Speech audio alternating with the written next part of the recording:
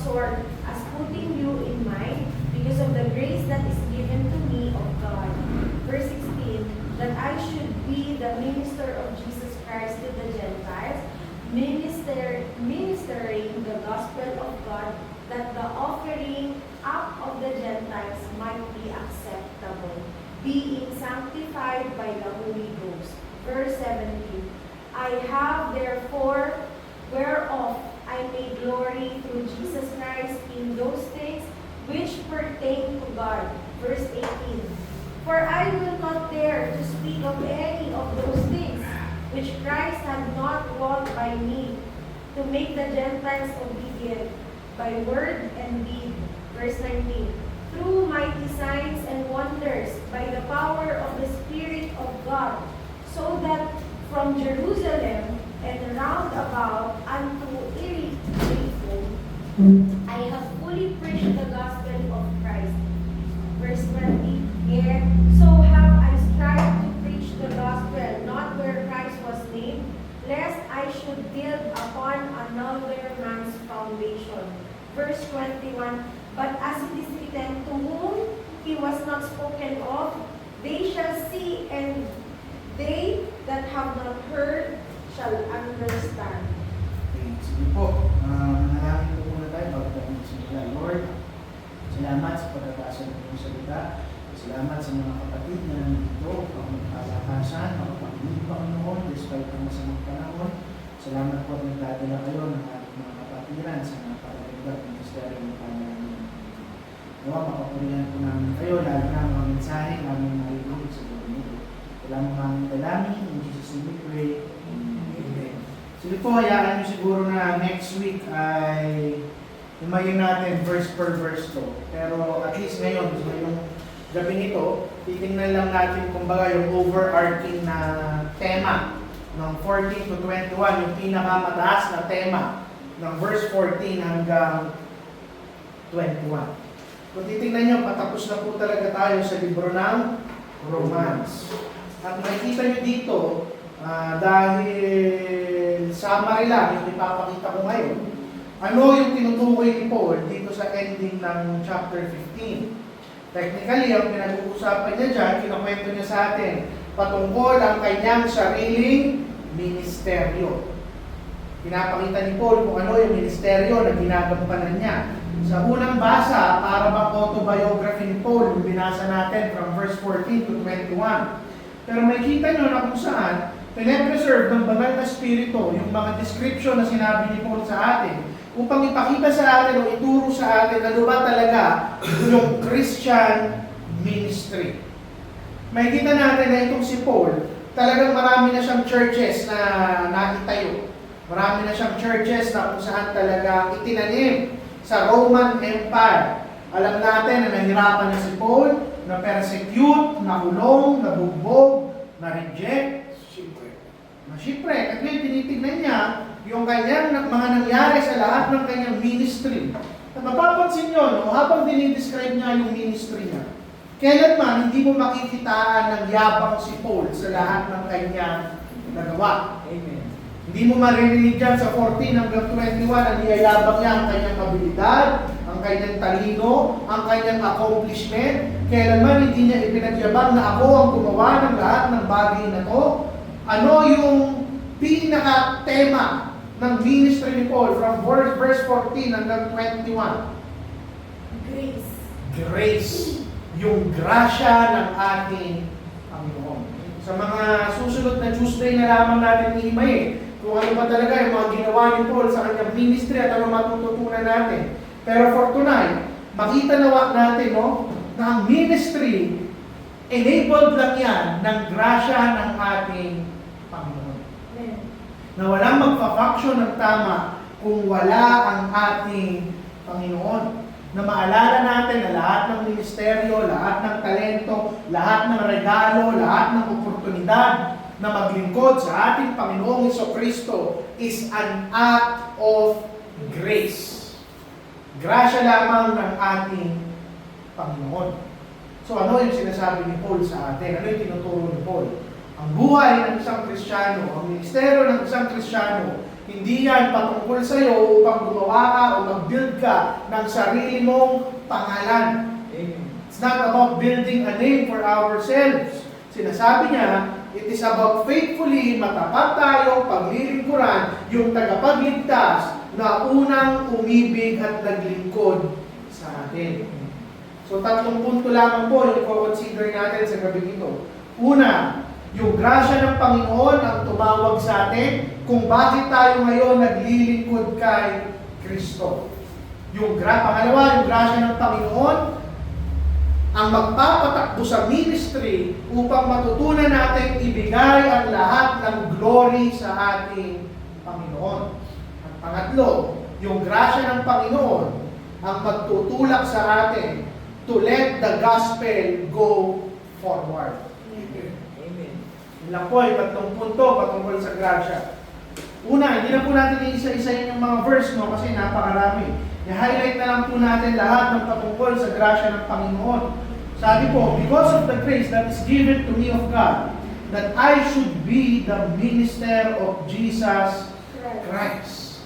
Kaya daw siya naging ministro, servant, tagapaglingkod ng ating Panginoong Jesucristo dahil daw sa grasya na ibinigay sa Kanya ng ating Panginoon. Meaning, bago pa man tayo maglingkod sa iglesia, sa ministeryo, sa mga kaluluwang nawawala, alalahanin natin na lahat ng ministry nagsisimula sa grasya ng ating Panginoon. So ano yung gusto kong tukuyin dito at sinasabi rin ni Paul? Walang ministry na self-appointed. Amen. Nawahin niyo po, yung grasya na ibinigay ng Panginoon kay Paul, yung nagtaguyod sa kanya bilang isang ministro, bilang isang lingkod. Hindi siya naging apostol dahil lang magaling siyang magsalita, o matalino siya, o nag-aral siya, o meron siyang personal na ambisyon sa ministeryo. Sinasabi doon, naging apostol siya dahil tinawag siya ng Panginoon sa pamamagitan ng grasya. And this is true sa lahat ng mananampalataya. At hindi po natin pinag-uusapan yung mga public ministry na ginagawa ng mga pastor at preacher. Pastor ka, preacher ka, teacher ka, nag-encourage ka, nananalangin ka, nagdi-disciple ka, nagbibigay ka, nakikibuhat ka ng gastusin ng iglesia, o tahimik ka lang na naglilingkod sa loob ng iglesia. Lahat ng oportunidad, at sabi ni Paul, nagagawa mo yan dahil regalo yan sa iyo ng ating Panginoon. Kung alalahanin natin, ganito pala kaganda yung ministry, isang regalo. Pahahalagahan natin ang paglilingkod. Hindi natin yan makikita na isang mabigat na bagay. Hindi natin yan makikita na parang isang obligasyon na kailangan ko lang gawin. Kung regalo yan, mapalad ako kasi hindi lahat nire-regaluhan ng ating Panginoon. Isipin nyo, no? Na madalas sa atin ang tingin natin sa ministry isang mabigat na bagay. Samantalang hindi mo nga pinaghirapan. Nabigyan ka ng Panginoon ng isang gawain. Grasya yan, simula hanggang dulo. Ngayon, kung ito yung sinasabi ni Paul patungkol sa isang ministry, kung si Paul nakatanggap ng grasya, si Pastor ba nakatanggap ng grasya? Oo. Ikaw bilang mananampalataya, nakatanggap ka ba ng grasya? Amen. Oo. So lahat tayo nakatanggap ng grasya. Lahat tayo dapat merong ministeryo. Lahat tayo merong dapat ginagawa. Yung opisina ni Paul bilang apostol, talagang unique yan. Wala na nga talagang apostol ngayon. Kaya huwag kayo maniniwala kapag may nakita kayong church, ang tawag dun sa mga leader, mga apostol. Apostolic churches. Hindi po yun totoo ha. Tapos na sa panahon ni Paul ang panahon ng mga apostles. Pero, hindi man natin makuha yung apostolic office ni Paul. Lahat tayo applicable sa atin o karapat-dapat sa atin yung prinsipyo na itinuturo ng ating Panginoon. Ano po yung punto?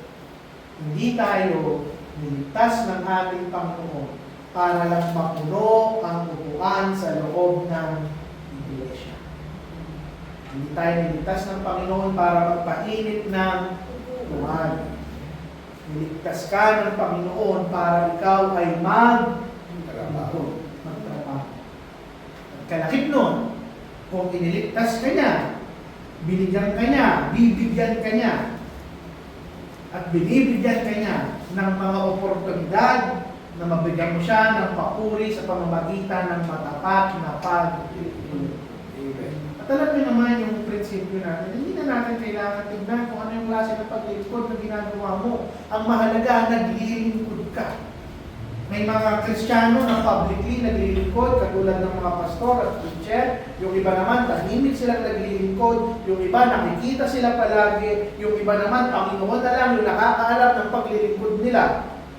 Pero ang dapat lang, kahit ano pa yan, maglingkod tayo. Yun lang po yun. At kung bakit, no?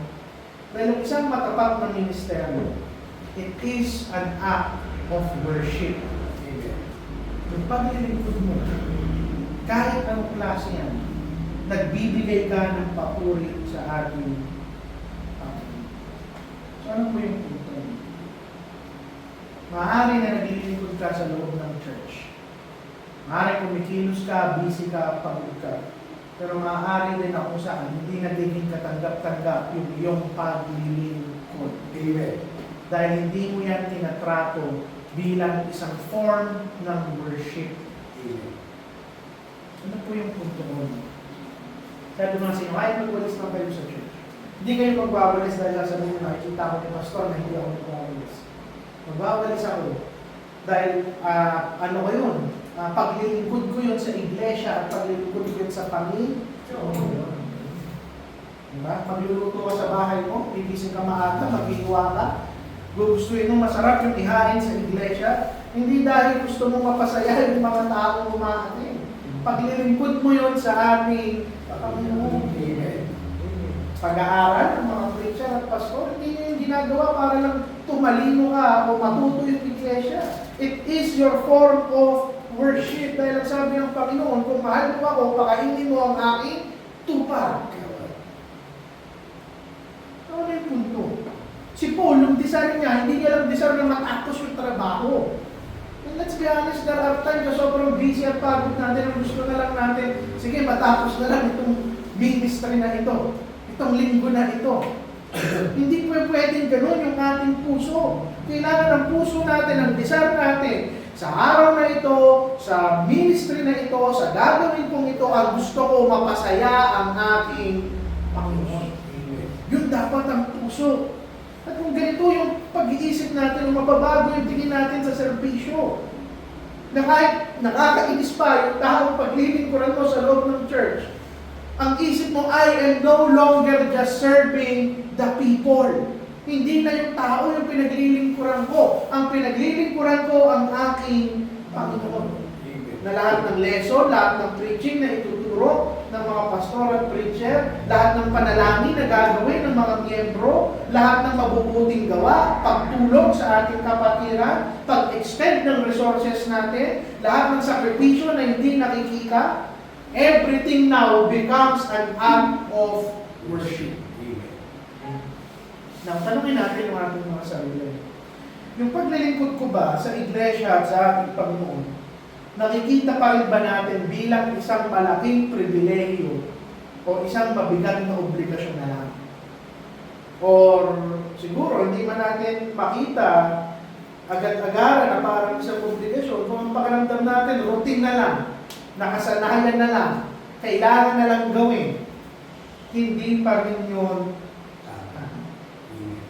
Huwag natin kalimutan, babalik tayo sa pinaka-tema. Grasya yan ng ating Panginoon. Pag sinabi natin grasya, isang malaking regalo na hindi natin karapat-dapat tanggapin. Nawan na lang po yung punto. Huwag nawa mawala yung pagkamangha ng bawat isa na pinahintulutan ng Panginoon ang isang makasalanan katulad ko at katulad ninyo na maglingkod sa isang sobrang banal na Diyos. Pag naalala niyo, may sino tayo. So, tuwing naalalahanin natin yun, it's a big honor na in-entrust sa iyo ng Panginoon ang isang banal na ministeryo. Pangalawa, sabi din po ni Paul, I have therefore, whereof I may glory through Jesus Christ in those things which pertain to God. That when it comes to ministry, kung grace ang pag-iiralin natin, kung grace yung aalalahanin natin, our ministries will give glory to God alone. Nakikita nyo naman, dahil ginawa niyo po, naalista nga doon. Yung mga gusto niya pang gawin, dapat niyang gawin. Pero makikita nyo na kung saan ayaw ni Paul iyabang ang kanyang sarili. Yung nature natin bilang mga tao, gusto natin ng recognition. Gusto natin mapalakpakan, gusto natin mapansin, gusto natin mapapurihan.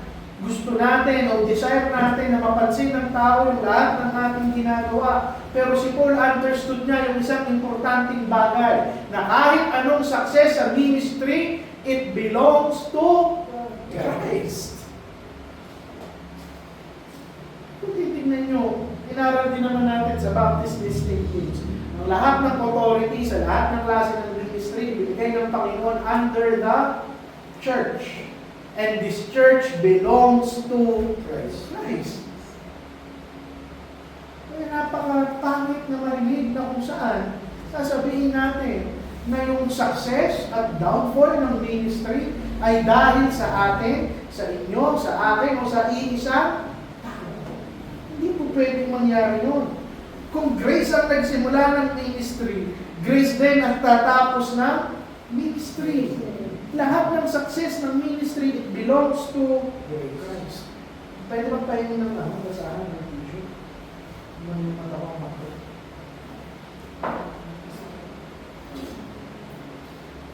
Ibig sabihin, every good thing that happens sa ating iglesia, kapangyarihan ng Panginoon ang ginagawa. Okay? Say for example, dumami tayo, nagdala ang Panginoon ng mga kaluluwa. Hindi ibig sabihin mo na kung saan dumami tayo kasi napakaganda ng ating iglesia o napakasipag ng mga tao.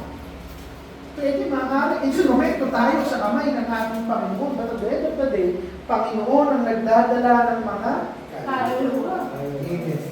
At hindi lang po sa success mo. Kung may mangyari man sa ating ministry, so what? Grasya ang nagpapatakbo sa ministry. Perpekto ang plano ng ating Panginoon. Therefore, walang lugar sa Kristyanismo at sa isang tunay na iglesia na may mga Kristiyanong itinataas ang kanilang mga sarili bilang dahilan ng paglago ng mga ministeryo. Amen. It is impossible. Nakikita nyo. At ituturo rin naman ni Pastor Denny sa ating darating na anniversary.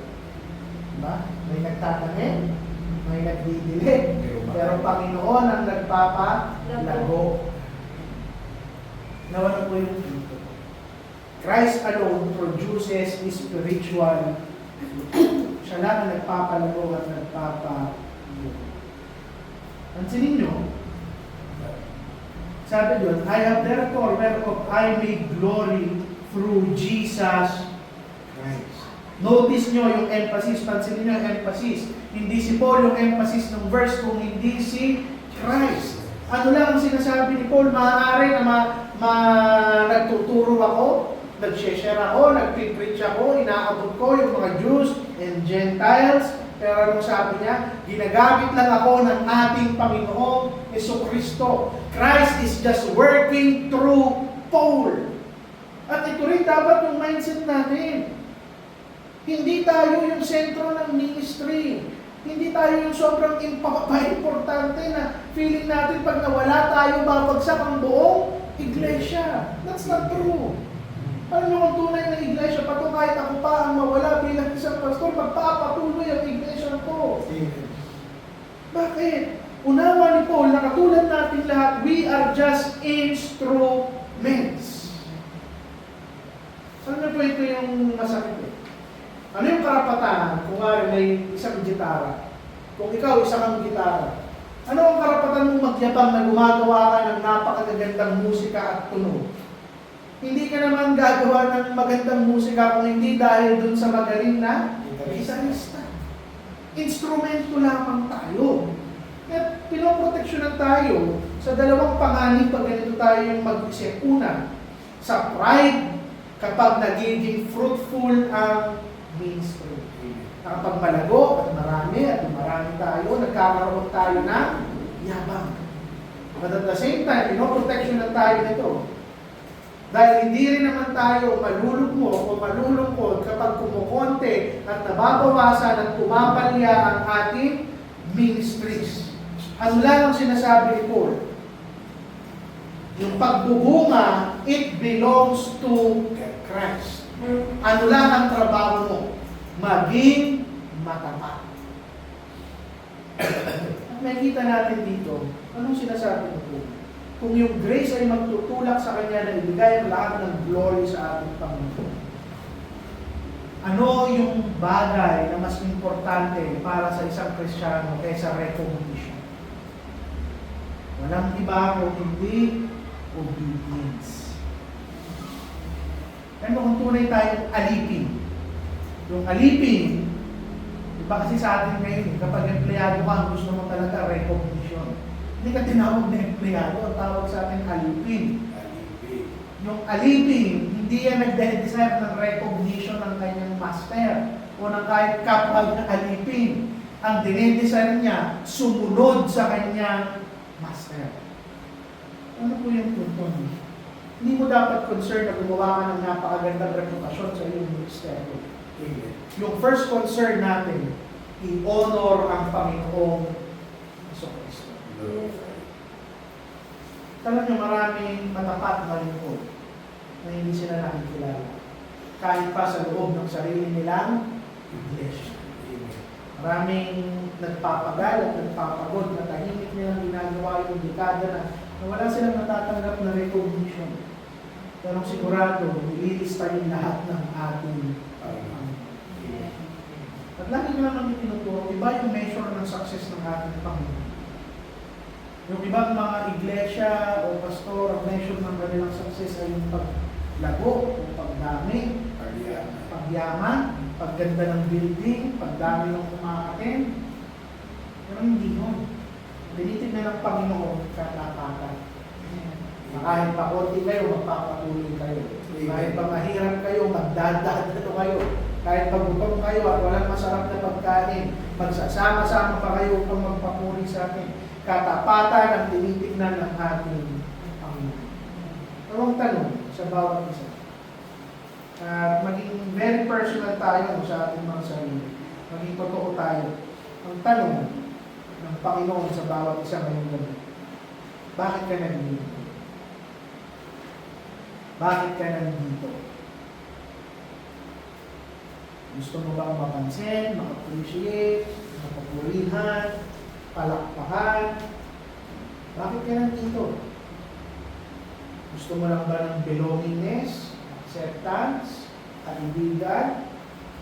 O nandito ka, naglilingkod ka, dahil alam mong karapat-dapat ang ating Amen. Alam niyo, one day, mawawala yung palakpak ng mundo. Pagharap natin lahat sa ating Panginoon, ang tangi lang na kailangan mo, yung approval ni Kristo sa iyong buhay. Everybody else's opinion don't matter.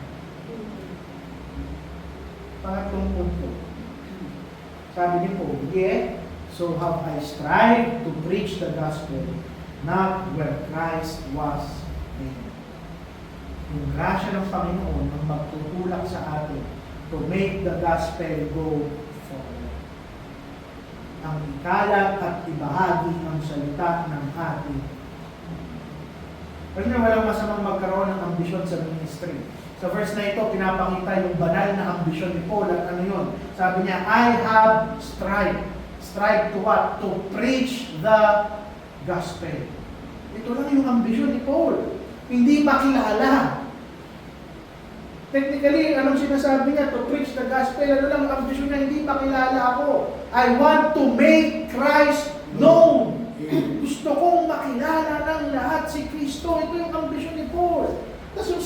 ginamit niya, strive. Pag sinabi ng strive, talagang magpapagod ako, mag-e-effort ako. Nagsisikap ako, ibibigay ko ang lahat ng meron ako. At makikita niyo yung ambisyon ni Paul, hindi personal na success. Yung ambisyon niya, to make Christ known sa lahat ng hindi pa nakakarinig ng tunay na Kristo. Amen. Yung puso niya talagang nag-iinit. Nag-aapoy para sa mga taong hindi pa nakakarinig. Alam niyo, makikita niyo rito, yung grasya ng Panginoon, hindi siya ginawang passive eh. Baliktad siya ng napakaraming Kristiyano na kapag naligtas, they feel safe, they feel okay sa harap ng Panginoon. Kaya okay na lang din sa kanila na kung saan ay maupo at wala nang gawin. Amen. Pero si Paul ang sinasabi niya, yung grasya ng Panginoon, naranasan ko yan, mas excited ako, mas gusto ko, mas mainit ako, nakikilos para sa ating Panginoon. Para kanino niya yung gagawin? Sabi niya, para sa Lord, at gagawin niya yan, hahanapin niya lahat ng taong hindi pa nakakarinig, hindi pa nakakakilala. Kita niyo dito, no? The gospel is never designed na manatili lang sa apat na sulok ng ating iglesia. Amen. Amen. Minsan nga ina-analyze ko, nagdadala ang Panginoon dito ng maraming kaluluwa. Nakakahiya minsan sa Panginoon na dito na lang nakakarinig sa apat na sulok yung mga kaluluwa. Baka pinupush din tayo ng Panginoon. Minsan kasi nasasatisfy tayo dahil marami na tayo. Okay na. Hindi na tayo lalabas. Hindi na tayo kikilos. Amen. Baka pag nandito yung Panginoon, sabihin sa atin, hiyang-hiya naman ako sa inyo, ayaw nyo lumabas, sige, ako na lang magpapasok ng kaluluwa sa iglesia na. Ano po yung punto ko? Hindi ko po kine-question yung mga nangyayari sa ating church. Pero sinasabi ko lang, nabawag itong maging, sometimes kasi spiritual success ng isang iglesia, yung pinakahadlang kung bakit nagiging tamad ang mga Kristiyano. At madalas umaatake si Satanas sa mga iglesia kapag nandun sila sa spiritual high ng kanilang mga ministry.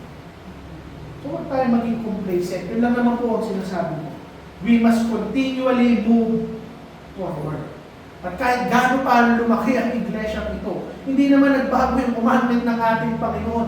Go ye therefore and teach all nations. Hindi sinabi ng Panginoon kapag 30 na kayo, 50 na kayo, o kahit 1 milyon pa kayo, tumigil na kayo. Hindi. Ang sabi doon, go ye therefore and teach all nations. Ano po yung punto? Church, let me remind you, na yung tanging dahilan kung bakit nag-e-exist ang ating iglesia, kung bakit tayo pinahintulutan ng Panginoon na maging iglesia, at kung bakit tayo pinaram yung grasya para sa ating ministeryo, is to proclaim the truth.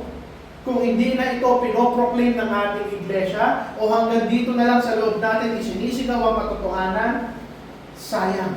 Amen. At questionable ang ating pagiging iglesia. Christian. At third subpoint, sa kung paano tayo tinutulak ng grasya na ibahagi ang salita ng Panginoon. Sabi natin sa first point, kung lahat ng Kristiyano nakatanggap ng grasya, ibig sabihin, lahat din ng Kristiyano may ministeryo. At kung lahat ng Kristiyano nakatanggap ng grasya, lahat din dapat ng Kristiyano, we share the mission of proclaiming the gospel. Now, ibig bang sabihin ito ay dapat lahat tayo evangelist? Lahat tayo preacher? Okay. Ano sinasabi ko? Pwede daw makibuhat ng mission ng evangelism kahit hindi pa ikaw yung front line sa evangelism. Amen. Iba-iba tayo ng gift. Let's be honest. Maaari yung sa atin hindi talaga kaya magturo. Although ako, naniniwala ako. Kung Kristiyano ka, malamang daan ng kaligtasan. Yung basic na pag-share dapat. Pero ang punto ko lang, iba-iba tayo ng trabaho. When spreading the gospel, yung iba, someday go talaga. They go ye therefore and teach all nation. But some, habang nandun yung iba at nagbo-go ye therefore, yung iba nananalangin. Yung iba lumulukod sa panalangin. Pinapanalangin yung mga pastor, mga preacher, mga misyonaryo ng mahanap ng mga kaluluwa. Yung iba nagbibigay faithfully more than their tithes upang bumuhat sa pangangailangan ng mga iglesia. Yung iba, hindi man sila evangelist, pero the moment na maligtas ang isang tao, ang ministeryo nila is to disciple. Tutukan, i-encourage, mag-correct, mag-review, tulungan ng isang bagong Kristiyanong lumago. Yung iba, encouragement. Nakapagpagod na yung mga goyi, therefore, at bumalik sa loob ng iglesia nila, may aabutan silang mga kapatid na naghihintay sa kanila upang i-encourage ulit sila. Yung iba naman, nag-aasikaso sa pangangailangan ng mga iglesia upang makapag-focus yung mga naghahanap ng mga kaluluwa. So ano lang yung punto ko? Lahat tayo may lugar sa mission field ng ating Panginoon. Wala namang giyera na kung saan lahat sundalo ang namamaril. Yung iba medic, yung iba nagpaplano, tagaluto, yung iba tagaluto, yung iba tagalinis ng kubeta ng kampo nila. Diba? Pero whatever it is, dapat may parte ka sa giyera ng ating Panginoon. Amen. The question is, hindi na nga question kung may parte ka eh. Kasi kung tunay kang Kristiyano, i-assume ko, dapat mayroon kang parte. Hindi ko na i-assume na wala ka. Kasi pag wala ka, may magtakang anak kung Kristiyano ka talaga. Amen.